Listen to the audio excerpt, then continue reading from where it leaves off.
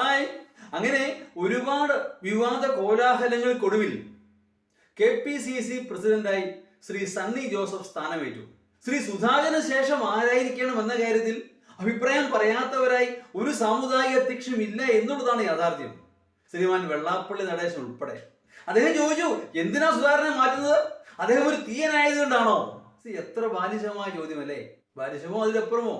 സുധാകരന് തീയനാണ് എന്നും അദ്ദേഹം ഒരു ഹിന്ദുവല്ല എന്നും ഞാൻ മനസ്സിലാക്കുന്നത് വെള്ളാപ്പള്ളിയുടെ വാക്കുകളിലൂടെയാണ്.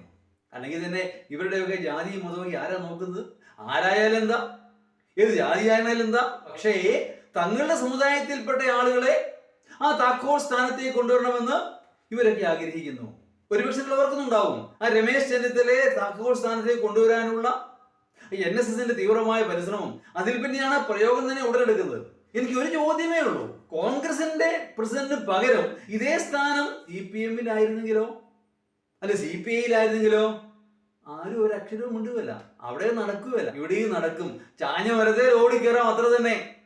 ഇങ്ങനെ അഭിപ്രായം പറയാനായി, ജാതീയ വർഗീയ പരാമർശം ഉയർത്താനായി കോൺഗ്രസ് നിന്ന് കൊടുത്തിട്ട് തന്നെയാണ്. ശരിയാണ്, സാമുദായിക സമവാക്യങ്ങൾ പാലിക്കുന്നത് നല്ലതാണ്. എങ്കിൽ പോലും ഇതിന്റെയൊക്കെ മാനദണ്ഡം ജാതിയും മതവുമാണ് എന്ന് വരുത്തുന്നത്, അല്ലെ വന്നു തീരുന്നത്, തീർച്ചയായും കോൺഗ്രസിന് ക്ഷീണം തന്നെയാണ്. ഏതാണെങ്കിലും ആ നിയുക്ത KPCC പ്രസിഡന്റിന് എല്ലാ ഭാവങ്ങളും, ഗ്രൂപ്പിന് അതീതമായി മറ്റൊരു ഗ്രൂപ്പ് ഉണ്ടാക്കാതെ കോൺഗ്രസിനെ നയിക്കാൻ അദ്ദേഹത്തിന് കഴിയട്ടെ എന്ന് ആശംസിക്കുന്നു.